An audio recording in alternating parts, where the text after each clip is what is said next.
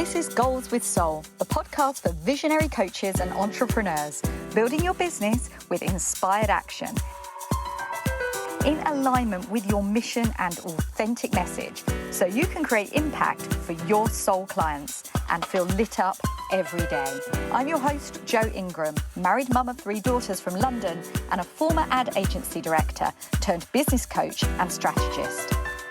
In Goals with Soul, we blend revenue generation with energetics, marketing strategies with pranic healing, and ambitious business goals with our soul's desires. If you're looking to build your business with less efforting and more ease, this is the podcast for you. Let's dive in. Welcome to Goals with Soul. I'm Jo Ingram, and when I started my coaching business, I remember distinctly thinking that it was hard to get clients because I had such a tiny audience. In Instagram, I had only a handful that were friends and people I'd been with in programs previously. I was trying to build an audience in LinkedIn, but really struggling with that. I remember feeling quite desperate in that how was I ever going to get clients if my audience was so small? And as a result, I dived into a lot of studying, reading, joining programs to get more followers on Instagram and to build an audience of more people that would be there, thinking if I could build an audience, then I'm going to have a successful business. Now, I believe now that building a business does not hinge solely or even at all on just the size of your audience. Yes, when you have a massive audience, there are absolute advantages, but that's assuming that if you only have a small audience, you can't build a thriving business. Now, I'm so excited because my guest today talks exactly to this point. Coveney is a business coach and the host of the Global Phenomenon podcast. She helps up-and-coming online coaches monetize their tiny audience through organic lead generation strategies before they invest time and money in audience growth. Ina reached 6 figures in her business before ever cracking 1,000 followers on any of her platforms, and her mission is to help coaches do the same. Now, so many of her strategies are things that ring true for me. I was super happy that she agreed to come on the podcast with me and be interviewed to share not only her strategies, but the things that she believes not only are going to help you, but she has proven it time and time again that simple engagement strategies are enough, if done well, to actually produce a thriving 6-figure business. So without further ado, let's dive in. Welcome to Goals with Soul, Ina. Oh, hi. Thank you so much for having me, Jo. Oh, such a delight. And I'm really excited to have you on the show because you've been in my crosshairs for a while, ever since you started coming onto my radar, talking about monetizing tiny audiences. So I just want to dive straight in. Tell us what that's all about. Let's first start by saying that I didn't wake up one day and decide to teach people how to monetize a tiny audience. Okay. That's not something anybody thinks about. Everybody just wants to grow their audience because that's what's sexy. That's what everybody's talking about. That's what we all want in the online world, is to get a big following. That's why we're doing this, right? So I woke up one day, decided to quit my job. It was a little bit more dramatic than that. But when I finally did, I had the same goals as everybody else. I wanted to increase the size of my audience so that I could sell them something to possibly have the passive income and live a life of a perpetual vacation, right? That's what we all want. That's what we all think the online world should be about. But something happened in the first 3 years of my business I was not completely aware of it until I looked back and saw what mess I'd gotten myself into. It wasn't until like 3 years later that I looked back and I realized, oh, wait a minute, why do I have so much debt? Like, where did my money go? Number 2, I know I made money. Wait a minute. I reached 6 figures within the first 2 years, like within the first 18 months of having my first client, I reached 6 figures. I'm like, I know I've been making money. Where did it go? Why am I in so much debt? So when I look back, I'm like, oh my God, all I've been doing is trying to chase that audience growth factor. I was investing, I did this one time and I never did it again. I invested in an agency for Facebook ads. Now, Facebook ads work at a certain point in your journey. It is not the first thing you start with. Like Facebook doesn't have enough information about your content and about who likes your content to really be useful in drawing more of that same person. Okay. So that's something I did. The first thing in my first year was, let's invest some money in Facebook ads. Oh, that didn't work. Let's invest in a course to grow with YouTube. Oh, I only cracked the first 2 modules and I'm still not making bank. Okay, what else can I learn? This is interesting. Like just pausing there just for a second, because some of the things you're reeling off, I'm really familiar with. This idea that when you first get into the business, you have to grow your audience. And in fact, the number one reason that my clients and most people I speak with cite as the reason they are not succeeding yet or not reaching their money goals is, I don't have a big enough audience. And they completely go, right, I need to grow on Instagram. I need to get more followers. And it becomes this cycle of what can I do to get more followers? But of course, they're not getting sales. And I myself fell into that. So like, how do you like reconcile those two things? So first of all, was the realization, right? That on one side, I'm making money. And on the other side, I'm losing money. Like all of my investments that were supposed to be strategic to grow the audience were not working. And in fact, were just getting me deeper into debt. So after those first 3 years, I actually wrote a letter to my audience and I told them, I am mad. I am freaking mad at how I've been managing my business all this time and how I've been chasing this thing about audience growth when really what has been working, where I've been making money is on the audience that I already had and growing extremely slowly.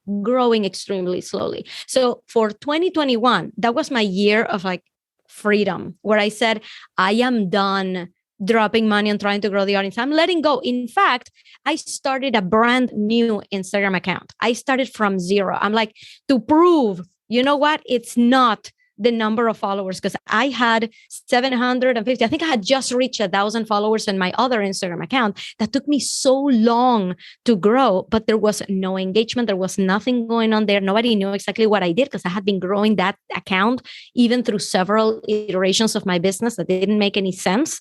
So I'm like, I'm starting over. I'm going to quit this and start over. And that's when I started the Your Engagement Coach account. June 21st of 2021 was the first post that I made on that account, right? And I said, okay, I'm just going to focus on what matters. And what matters is to get to know the people who are following me, to turn them into leads so that I can turn them into clients. And since then, I have launched my offer, which is a program. It's called Get Clients First. I've launched that program 3 times in the past 6 months. And each time I've gotten 10 clients every single time without significantly growing my audience. So that's when I thought, okay, this actually works. This is what people should be focusing on growing their business rather than growing the following. Oh, so true. And this is like stepping into CEO territory here. It's actually being strategic with what you're spending and what your income is, and making good decisions. But I think anyone thinks, yeah, sure, I get it. I also want to be a strategic CEO and I want to make good decisions. And hell, I want to make money and I want to make impact. But everyone's stumped. It's like, how can I make money off of a few hundred followers? It can't be done. You must hear that more than once, right? Oh my God. Yes, I actually had a client who told me, and this I hear all the time, and it's like a dog whistle to me. I'm like, I know what I'm hearing and I know what you're saying, but it's not the same. What I hear and what you're saying is not the same. When they tell me, Marina, I don't believe that my ideal client is in my audience. And I'm like, and I ask him, I'm like, oh, geez, here we go. Right? Because I hear that all the time. I'm like, I ask her, how do you know? Because when I post, nobody engages. Right? That's like the proof is that I have been posting every day for 6 months and nobody's engaging with my content. That's how I know that my ideal client is not there. Okay, let's start from basic. Is it possible that what you have is not a mismatch problem, right? It's not that your ideal client is not there, but it's the fact that you have an engagement problem. Is it possible that you're just not engaging enough? Because if there's one thing that I teach, is that engagement is not something that you wait for. Is something that you control. So when somebody tells me nobody's engaging with my content, to me, that's whining. To me, that's putting control in somebody else's hand. You know what you can't do? Force somebody's hand or somebody's thumb to like your post. You can't do that. You have no control over whether people are going to do that or not. What do you have control over? I control how many of my followers I'm going to get to know this week.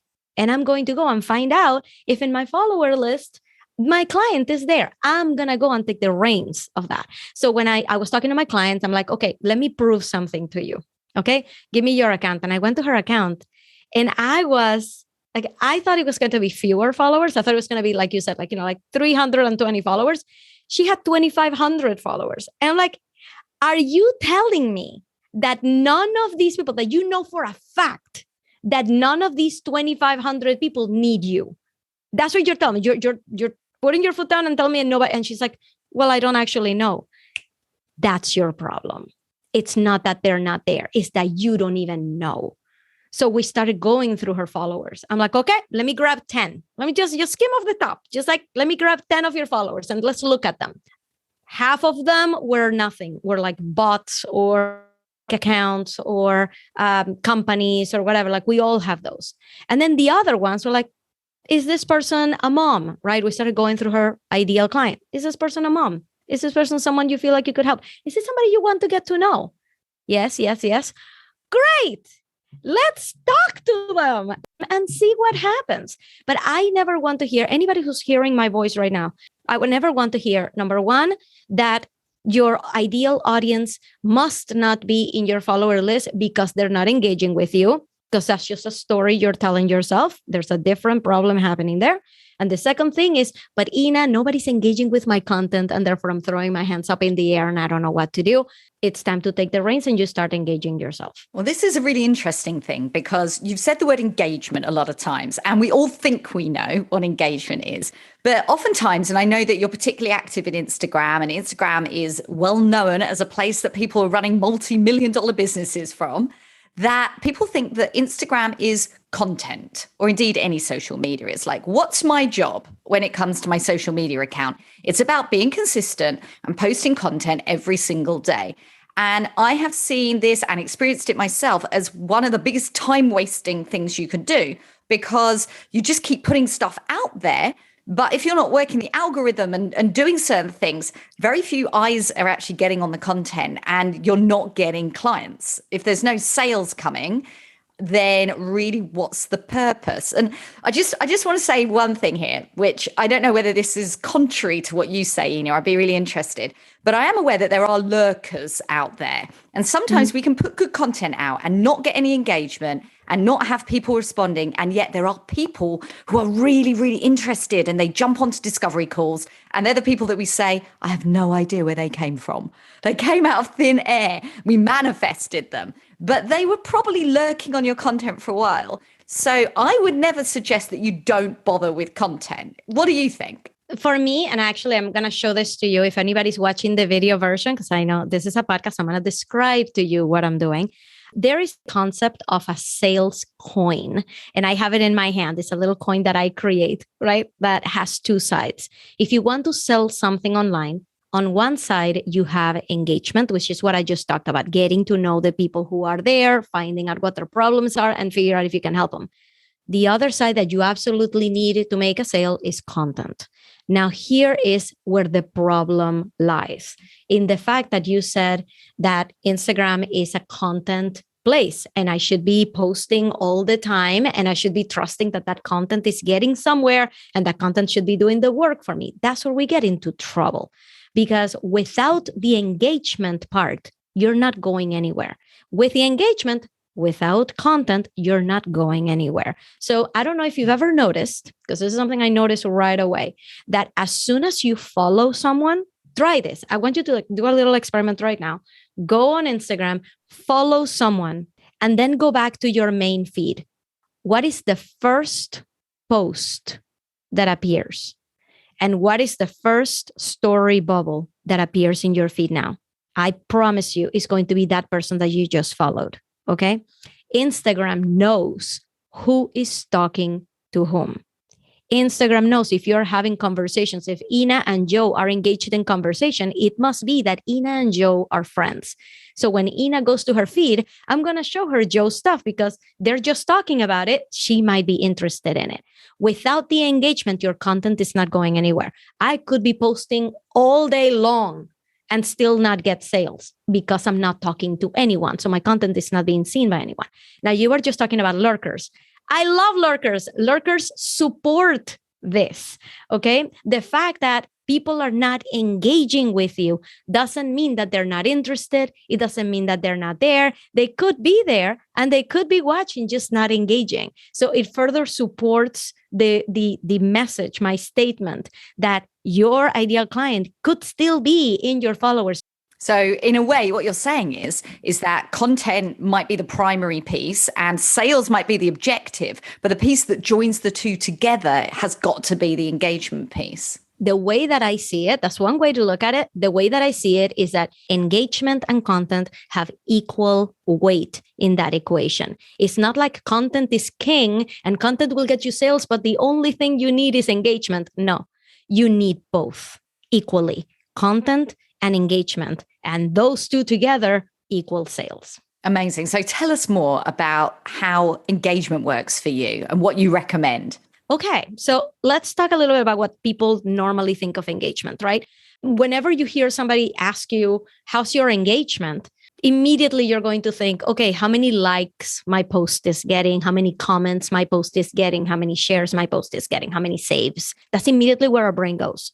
I'm going to invite you to stop thinking of it in those terms, because in reality, the comments, the likes, the shares, they may be feeding the algorithm. They may help you in visibility, right? Which is why I'm totally cool with posting something and then getting 6 bots comment on it. I'm like, hey, I welcome the abundance. This gets me more views. Wonderful. I reply to every single comment with an emoji. I just got double the comments. Like, that's great. That's like a little algorithm hack, but that's not where I'm spending my time. Okay. That kind of engagement, it doesn't really mean much. What means a lot to get clients with a small audience is to get to know your people. It's not how many comments you're getting. So if I do get a comment, right? Because I'm sure a lot of people who are listening, they're like, Ina, people are not engaging with my content. So I'm not even getting a comment to talk to, right? Well, if you start engaging with people, I promise you, people are going to start to engage with you. Okay. So let's suppose that I started engaging with Joe and she saw my latest reel. She posted a comment, right? So yeah, I'm going to comment back, but that's not enough. That's not the kind of engagement I'm talking about. The kind of engagement you should be thinking of is the kind of engagement that you can control. So I'm going to go because Joe gave me a really, really insightful comment saying like, oh my God, this is me, or I wish I could do this, right? Like something that reveals something about her. This is my opportunity to go and get to know her better. She just gave me an opening. She just gave me a trigger to further engagement. So I can go and send Joe a message and say, hey, I just saw your comment on this reel. Haha. Yeah. I do this all the time. Like, and Joe will respond because now we're in a happy conversation, right? One thing that I would warn everyone about is that when I talk about engagement in the DMs, I do not mean cold pitching.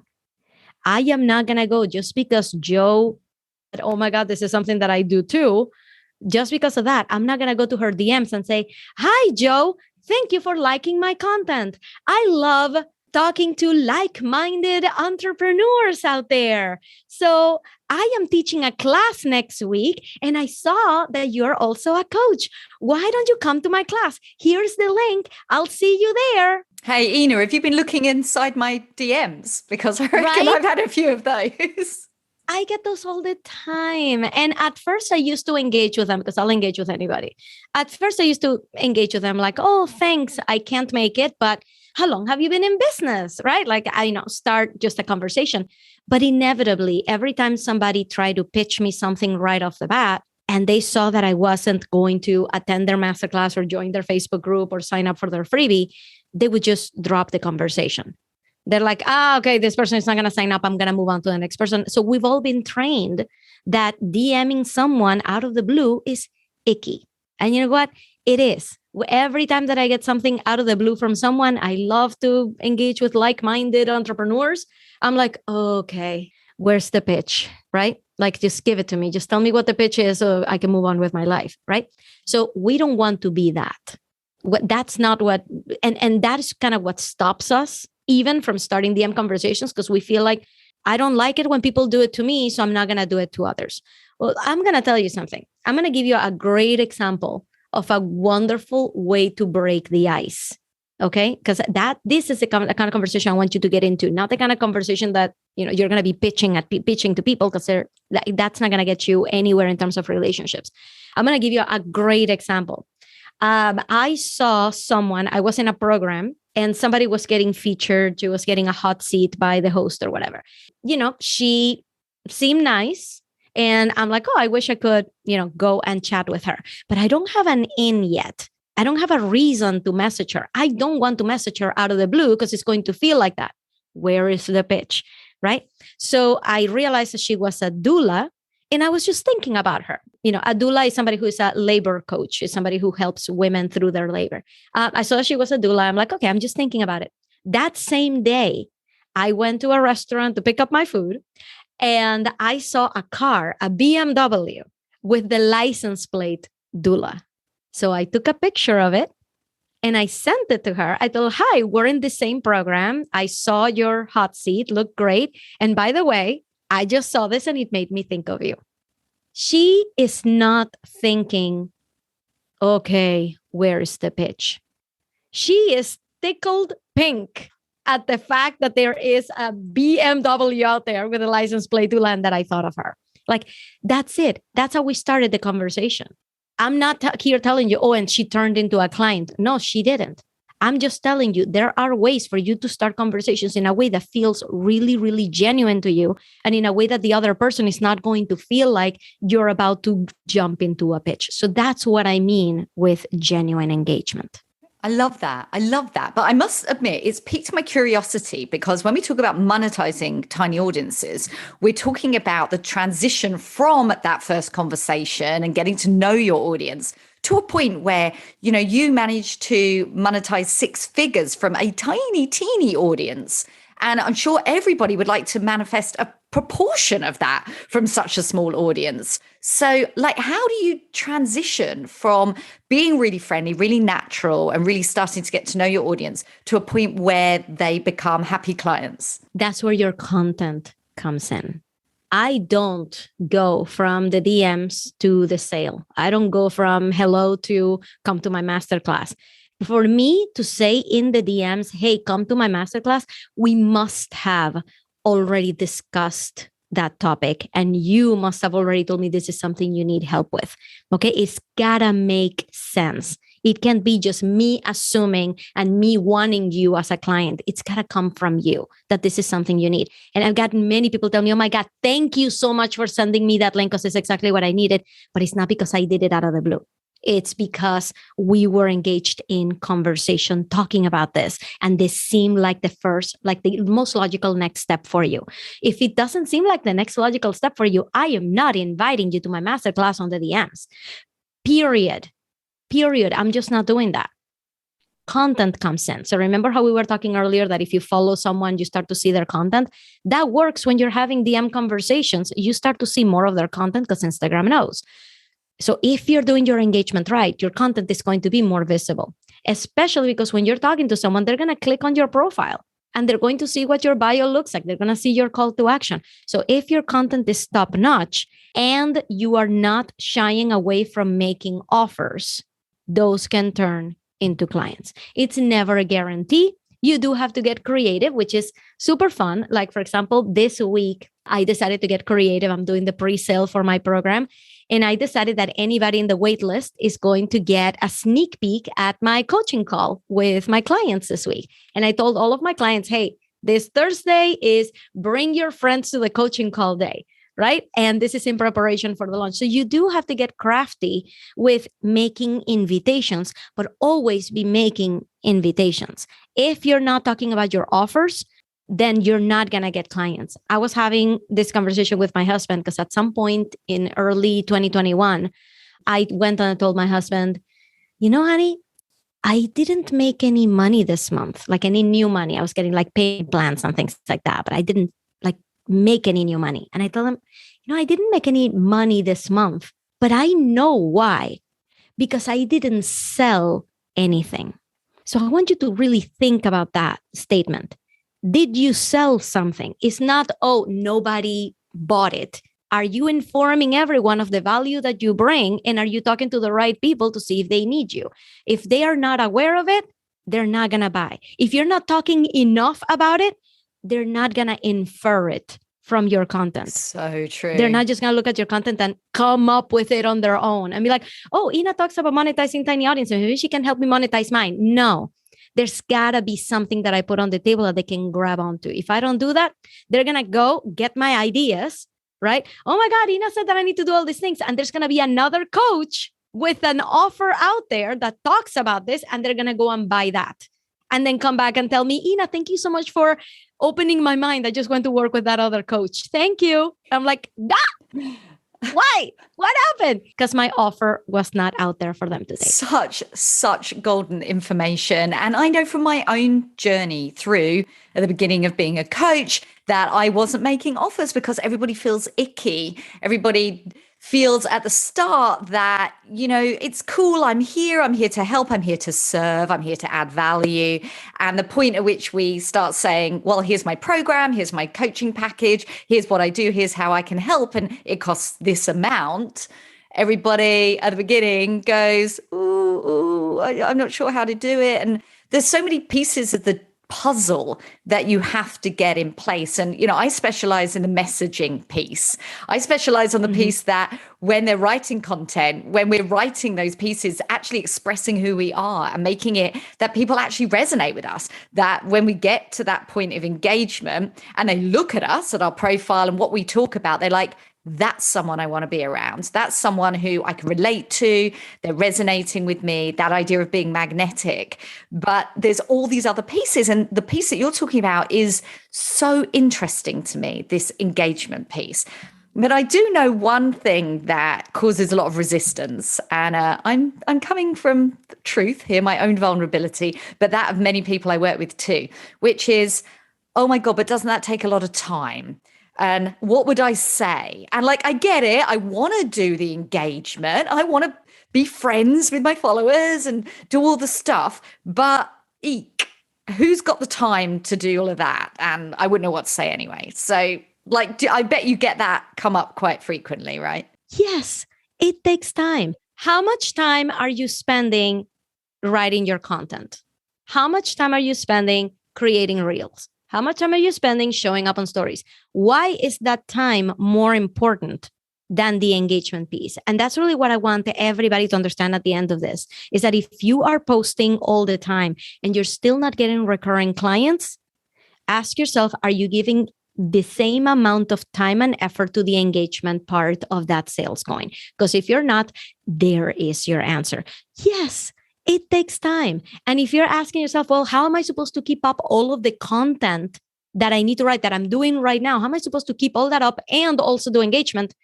Well, you're a person with limited time, just like everybody else. Right now, you're spending 100% of your time on content. You're going to have to cut that in half and spend the other half doing engagement. And I'm going to tell you, it's not like it's easy. It's not like it's the most fun thing to do, because anytime that you make something a task, it becomes a job, right? This is true. Even if you love making reels, I love making reels, but the fact that I have to do them on Wednesdays makes me self-sabotage, makes me want to look at Wednesdays and say, no, I prefer to do something else and then not get my reels done. No matter how fun making reels can be, I'm just going to I just don't want to do it because it becomes a job.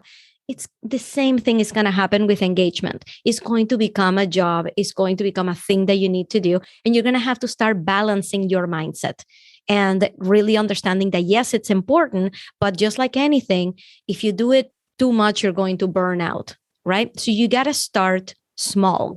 Focus not just on how much engagement you're doing, but to focus on creating the habit of engaging. If you just focus on the habit, like just habit forming pieces every single day until 6 months down the line, you're going to be in a much better spot with engagement than if you just took this podcast and you said, engagement, 15 minutes every day for the rest of my life. Good luck. I give you until the end of next week. Okay. Don't do that to yourself. Focus on establishing the habit. And if you have to at the end of this podcast episode, go to another podcast, like search for creating habits, like learn from whoever you need to learn about creating habits. So engagement, I do recommend that you set a timer, because I was sick one day and I spent like 6 hours doing just engagement, because I was sick and I didn't want to do anything. I couldn't create content. I'm just going to do engagement.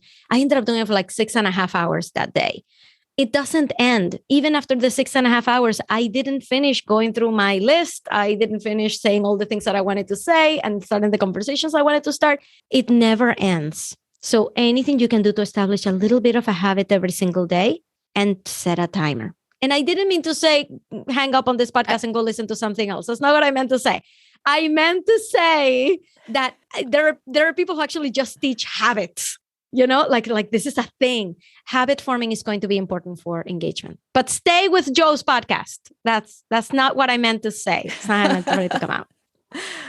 No, it's all good. Habits are super, super important for nearly everything that we have to do consistently in our business. And if we can create simple habits of 15 minutes a day to start with and doing our engagement, what engagement would you say has extra bang for its buck?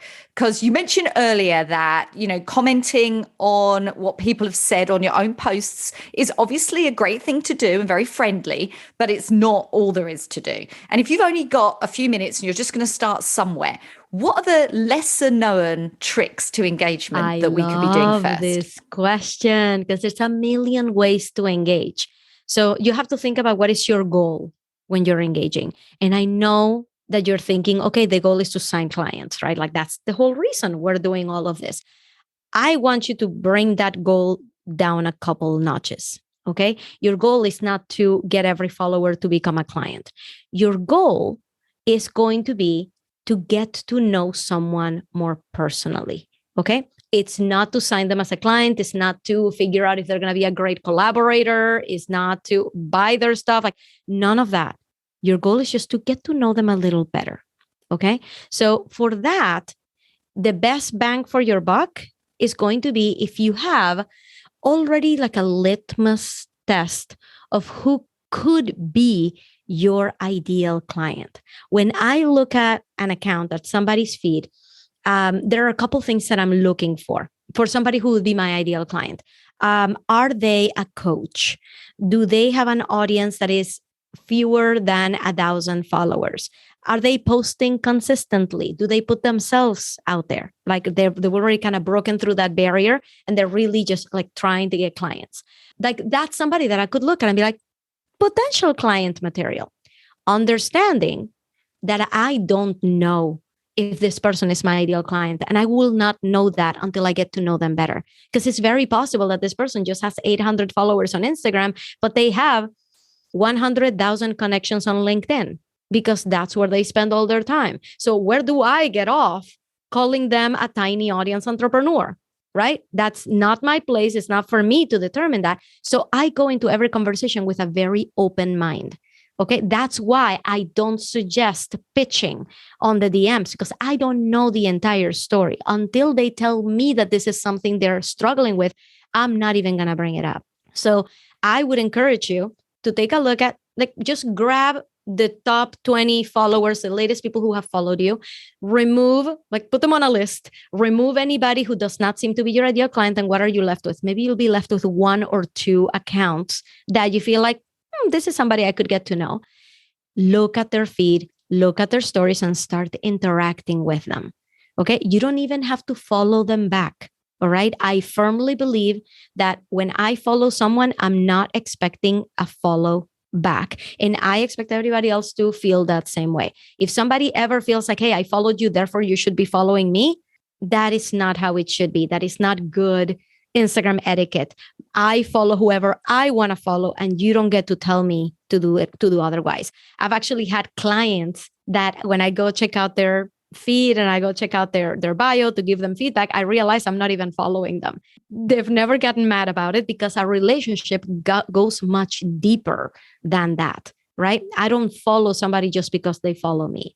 I have my own rules for following. You should have your own rules for following. So take those two people that you narrowed it down to and start looking at their content. How do you feel about their content? Are you interested in it? Can you like it? Can you comment meaningfully? Can you check their stories and participate in their polls? You know how happy it makes me when somebody participates in my polls, especially if it's somebody that I follow, right? Like I'm like, oh my God, they're here, right? And just wait for an opportunity, for an opening to start a conversation. And those things happen naturally if you are engaging with their content. So if you are going to do anything for those 15 minutes, is pick a couple of your followers and just start to get to know them better so that you can start talking on the DMs and create a deeper relationship with them. Interestingly, I was reading an article the other day and it was talking about the friend zone on social media and how it's very easy if you get too chatty to end up in the friend zone and get discounted as a potential coach that someone could work with. And I'm curious because you've said about chatting and finding commonalities and, just being human, really. I mean, you also talked about how you qualify people to know whether you would share your workshops or your paid offers. What's the bit in the middle? Should we all have a number of kind of set questions that we get to eventually to work out whether they are the right person? And I'm curious how you would do this. The answer is no. I teach my people to not be looking for an opportunity to jump into your topic. And this happens a lot because I have, and I'll tell you how it works, like how it should work, not just how it doesn't work. I'll tell you how it should work in a second. But to give you an example, I have a client who is a financial coach, and she had the hardest time because she's like, how am I supposed to ask people about their personal finances, right? That's not information they're just going to share with me, share with a stranger. I'm like, you don't have to. No, you're not on the DMs to try to drill them on whether they have a monthly budget. Who are you, right? That's not information that nobody should be asking me, right? It's the same feeling I get when somebody sends me a message and they say, I saw that you're also a coach. So what are your goals for the next 30 days? I'm like, I'm not telling you, right? No, that's my information. And who are you? Would you like to introduce yourself first? Like, what makes you think that you're entitled to my time just because you're in my DMs? No, right? That's why we start very warm. We just keep up conversations. What helps you in getting out of what you're calling like the friend zone is your content, is your offers, is not slacking, not getting into the friend zone with your content. Your content, your feed is your own. Nobody can come and tell you, I don't like it that you posted about your offer 3 times in a row. That's my feed. If you have any issues, mind your own feed. Maybe you don't post 3 times in a row about your offer. And I'm going to give you like a really clear example of this. I was doing engagement, right? I was looking through my followers and I saw somebody, and actually she no longer followed me. I keep track of these things. I'm the engagement coach, right? Engagement is like my thing. I'm like turbo speed with engagement. So I keep track of everybody who ever follows me. Even if they've stopped following me, I have a whole list of anybody who has ever followed me. And I was going through that and I saw this account that they had stopped following me. And normally that would be like, okay, they're not following me anymore. So therefore, we don't have anything in common anymore, right? Because I'm not about to go and stalk you and get into your DMs if you already determined you don't want to follow my content, right? I leave those people alone. But in the process of looking at their feed, I noticed that they don't follow me anymore. I'm like, oh, okay, let me take a look at who they were. Like, I don't know why I just got interested. So I went to their first feed post, and it was just a quote that to this day I still can't tell you what it was because I didn't read it. Okay, I didn't even read the quote, but I read the caption. All the caption is these are the 3 ways to work with me. Way 1, way 2, way 3. This is what we will clear, the blocks that we will clear on this meeting. This is what we're going to do. And this is what we're going to do. If you would like to have a to have a session, click on the link in my bio. It turned out that it was exactly what I had been looking for. So I went to her bio, I clicked, I signed up for a paid session without ever seeing her face because there wasn't a lot of her videos on her feed, without talking to her ever. And I went and I literally went from complete stranger to a client. Why? Because offers matter. Because people have to be able to see you in your feed as somebody who's providing a service. And when you look at her feed, she doesn't spend a lot of time on social media, but every single feed tells people, this is what I do, and this is how I can help you, and this is what you do if you would like to work with me. Like, that was it.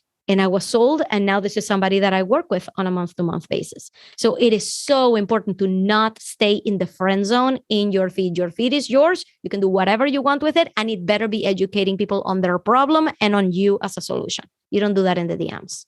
Absolutely brilliant answer.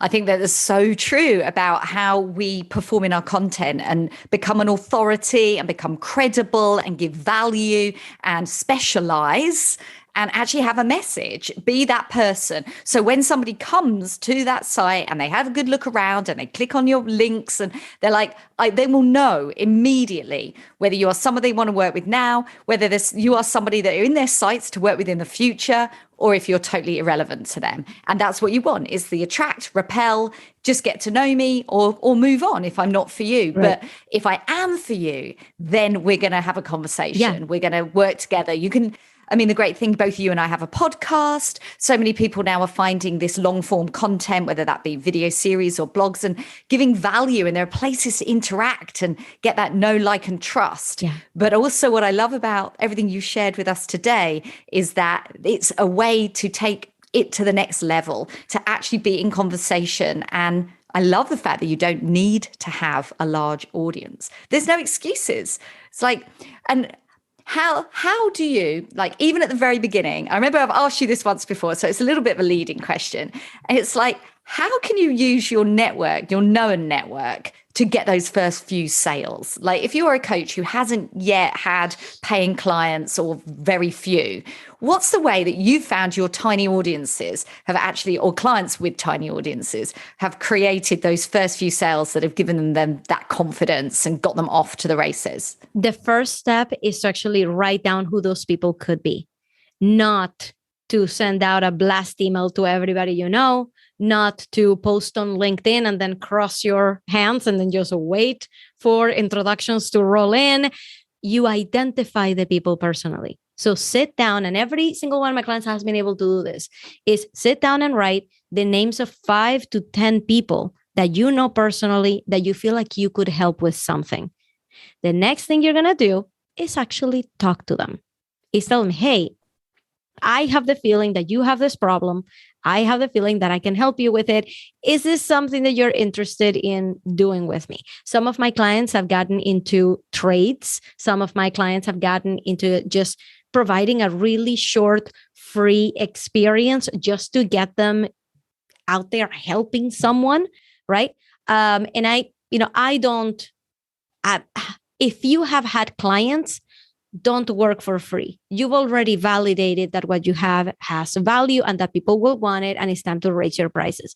But if you've never had a client before, it's going to help you to have a testimonial. It's going to help you to have the confidence that you can actually help someone. And I'm not against doing the first engagement for free. The first business that I had was making websites. And I didn't know if I could do it, to tell you the truth. I had just started messing around with WordPress.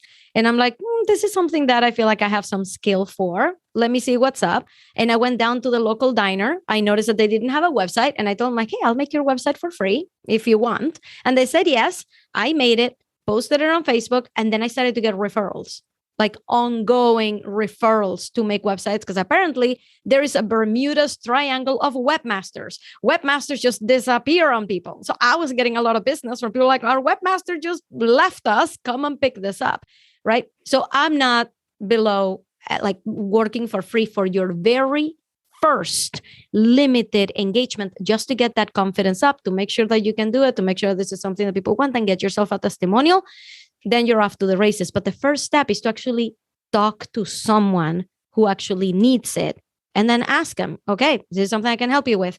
Do you want to do a deal? Do you want to, how much would you be able to afford? What is this worth to you? When you're getting your first client, it's not about, I need to charge what I'm worth, which is what we're hearing all the time, right? It's like, no, you need to charge what you're worth.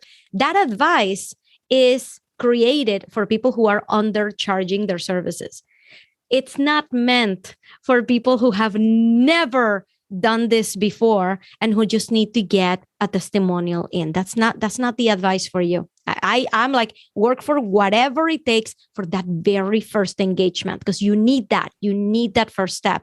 After that, set your prices. After that, deliver that testimonial. But to me, there's a whole mindset thing that we have to be aware of when we're very, very first starting. And that is that we have to allow ourselves to help others. We can't be putting so many blocks in front of us. Oh, I love that you've talked about blocks, because I was just thinking that when we're very new coaches, you leave so much money on the table because there's a fear of judgment about going out to friends and family and your known networks. And talk about what you're doing now. A lot of us come out of corporate or from, completely unrelated fields. And now suddenly we're in this coaching world, and many of us are in the woo-woo space, or we're doing something completely brave and new, and we're a little bit nervous to go back to the people in our sort of past circles and say, hey, I'm doing this now. Yeah. Do you need this service? Or perhaps you know someone who might be interested in this and you could put me in touch. And taking that step is something that I know I put off for far too long, revealing myself. And most people that I work with too feel that at the beginning, it's just not something they're comfortable with. And yet I'm aware, particularly from listening to all of the good advice that you give, that if you can overcome that fear and put yourself out there right at the beginning, that can not only be your first clients, but it can be a source of referrals for months to come. Absolutely. And like I said, I just want to make sure that that you're not going to you, the audience, you're not going to misunderstand me. You're not going to misquote me here. I'm not saying to work for free. I am saying your very first client has to be somebody that you can help at whatever cost. You just need to get that under your belt.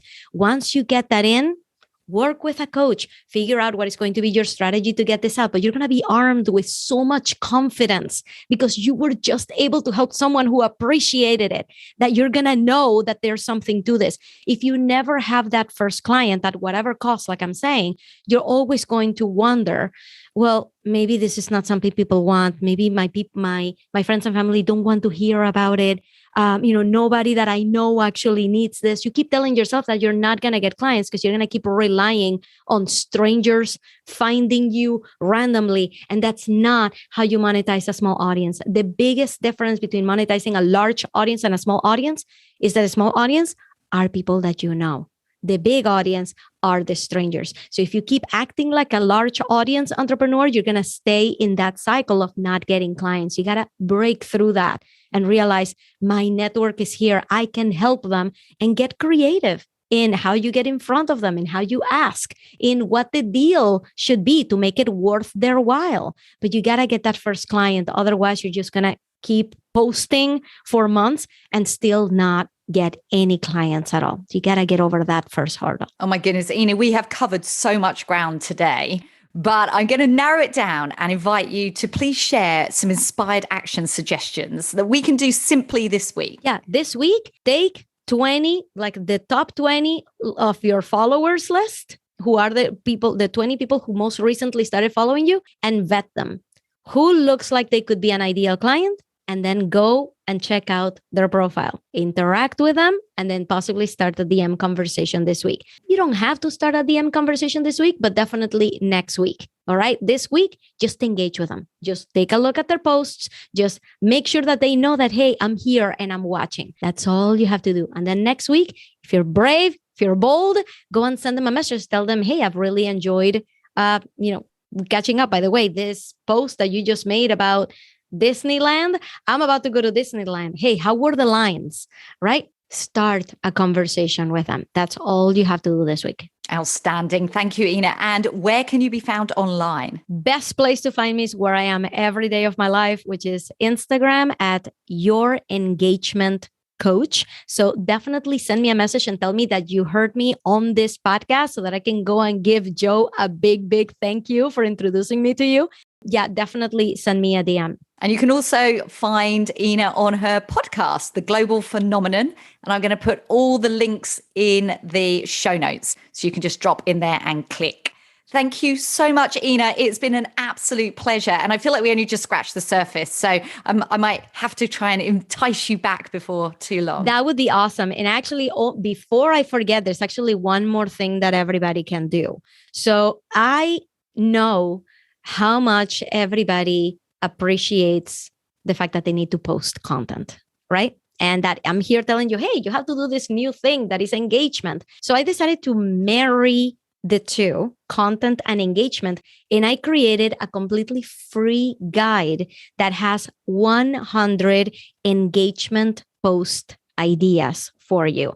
And by the way, I painstakingly made sure that every single one of those ideas was a post that was going to get you engagement, that was going to put you in the driver's seat, taking control of your engagement. So you actually can do both at the same time.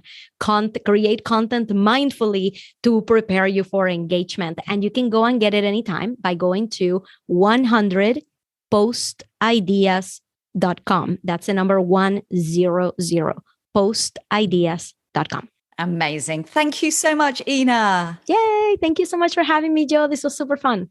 My heartfelt thanks to Ina for sharing her wisdom with us today. It was absolutely inspiring. And I know from experience of putting some of her practices into place that they absolutely work. So it's a great opportunity to really think about what actually moves the needle for our business and not all the things that we see and hear online as we're going through the scroll, which can lead us off in directions that take quite a lot of time and money, but actually aren't right for us at particular stages of our business. So if you are someone with a tiny audience, I hope that you've taken a great deal of inspiration today. And if you're still at the point where you're not actually sure what you're going to put in your content, you've most likely got a messaging problem. If you're not clear on exactly how you show up, what it is you add, where your value really is something that your perfect soul clients are going to want and need and buy from you, it's time for you to think about actually getting those foundations in place first. I'm currently looking for 2 female coaches who really want to clarify their messaging so they can attract soul clients and get income and impact in the next 30 to 90 days. If that's you, please send me a message on Instagram and I can tell you a little bit about how I can help. On Instagram, you can find me on my handle at iamjo.ingram and I'll chat to you there. So have an inspired action week. Take care. Bye now.